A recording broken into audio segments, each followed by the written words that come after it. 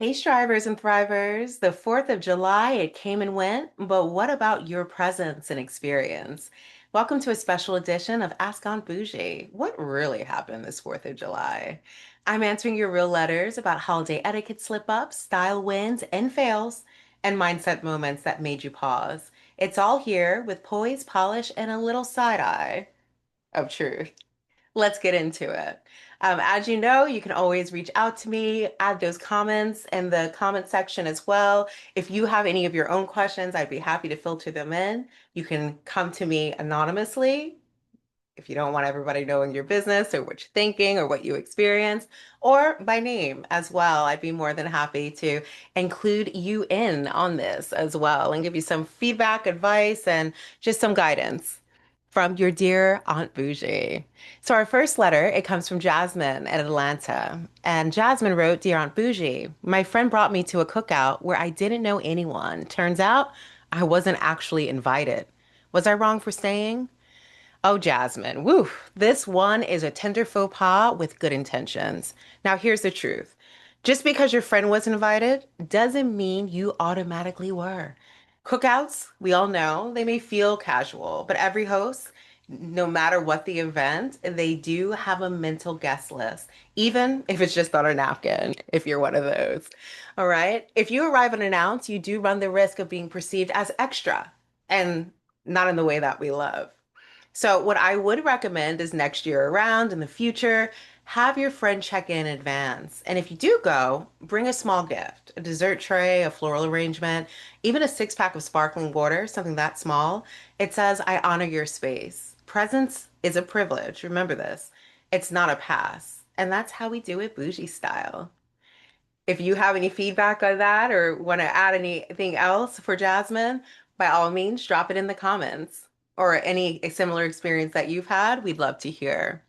Our next letter comes from Tori in Jacksonville. Bougie, I went all in with red, white, and blue. Looking back, I think I've looked like a walking flag. Please help.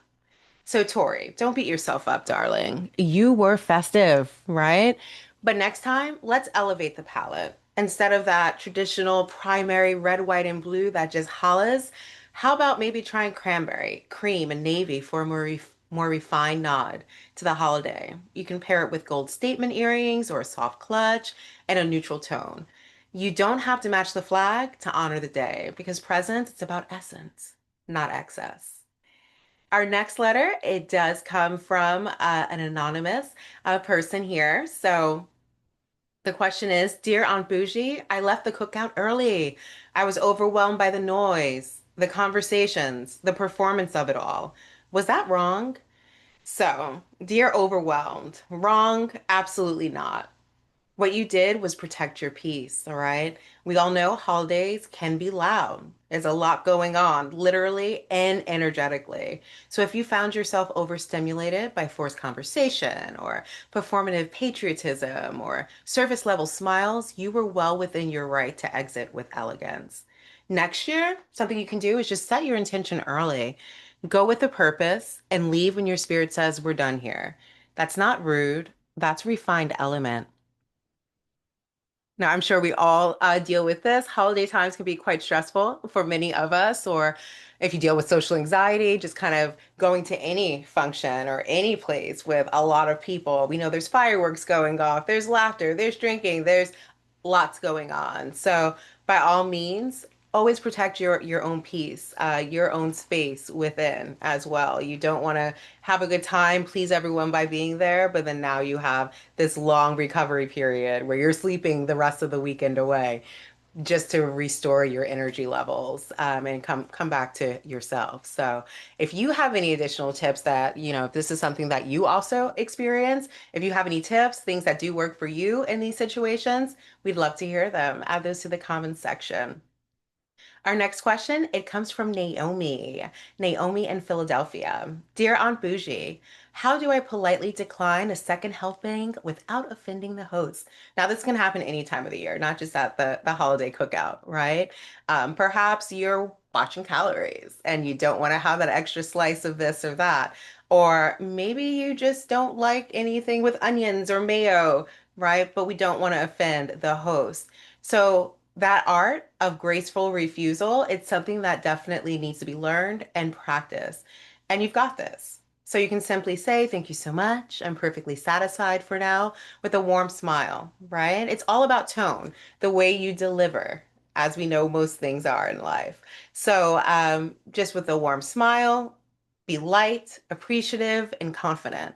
You don't owe explanations or justifications. You don't have to go into the whole rigmarole of I don't eat this, I don't eat that, I have dietary restrictions, right? Because let's be honest, most of us aren't trying to hear that. We don't care, right? But make sure that you are gracious. If the host does insist, you can pivot with praise. Still no explanation needed. Everything is delicious. You really outdid yourself. I just want to savor what I have. Another great explanation, right?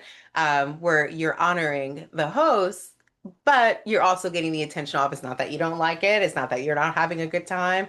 It's not that they're a terrible cook, but you're satisfied in the moment. So, politeness, it isn't about agreeing to everything. Really, what it's about is honoring yourself and your host. Our next question comes from Terry in Detroit. Dear Aunt Bougie, can you rock patriotic prints without looking costumey? Here's another question, and I think this happens quite often.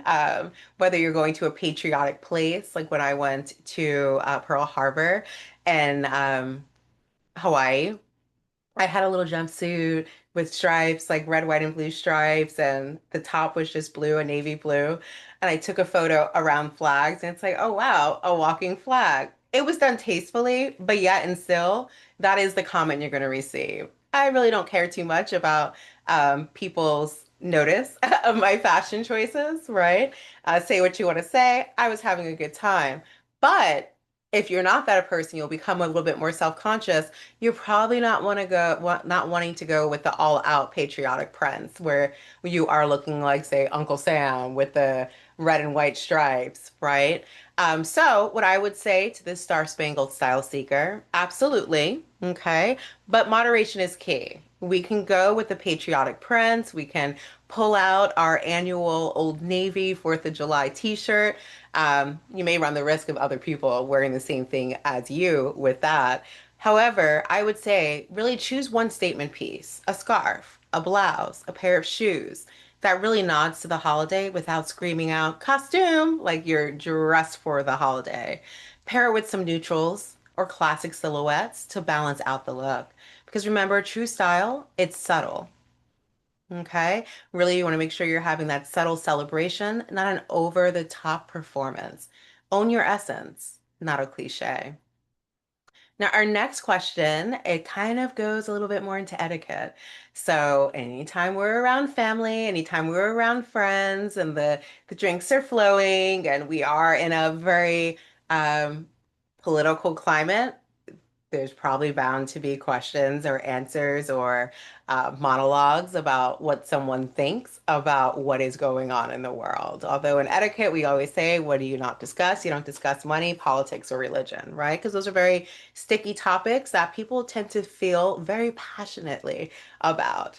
And your very amicable gathering can turn into a heated brawl, right? We don't want that. It's not classy. It ruins the fun for everyone. So her question, Grace from Galveston, was, Dear Aunt Bougie, how do I stay present when family politics make me want to check out? So I'm sure a lot of you probably also experience this. Add those experiences in the comments as well. So we see that we are not alone in this, all right? Family politics, we all know it can drain anyone's presence, especially on those holidays. Your power move, choose your moments intentionally. That would be my advice.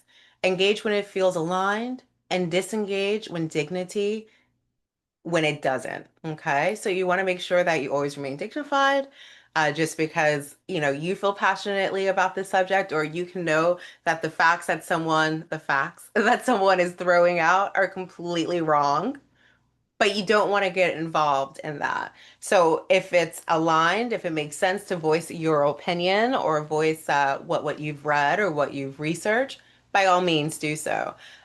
Disengage with dignity when things do not align. And you know that perhaps by stating this or getting involved in the conversation can lead to an outcome that you do not want. We can all foresee these things, especially if you are with family. We kind of know the tone, we know the personalities. So, really, some things you can also do in those situations because things can get a little hot, a little heated. Practice that deep breathing or a quick mental reset before rejoining. This is a great time to excuse yourself. Maybe go play a long game with the children, I would say. Just decompress. Maybe take a little visit to the powder room. Maybe take a little walk, right? Not pacing, not anything where like, ooh, she had to leave because, oh, she's not pleased about this, right? But really just disengage, excuse yourself, compose yourself, rejoin. Just remember, you don't have to agree or fight to be present.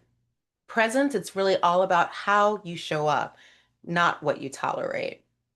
So if you've ever felt caught awkwardly in a holiday moments, like this one is for you. Like, share, send me your etiquette style or mindset dilemmas for the next Ask Aunt Bougie. I will be concluding like this segment, this special edition for the 4th of July, just kind of going back and regrouping from what happened over the 4th of July holiday. Today, Wednesday, there will also be a video on Friday and then another on Saturday. So if you have any questions or things that you'd like me to add or address, by all means, drop them in the comments and I'd be happy to include you and give you some of my answers, with presence, poise, and power. Okay? Until then, stay grounded in your glow and always strive and thrive. I'll see you next time.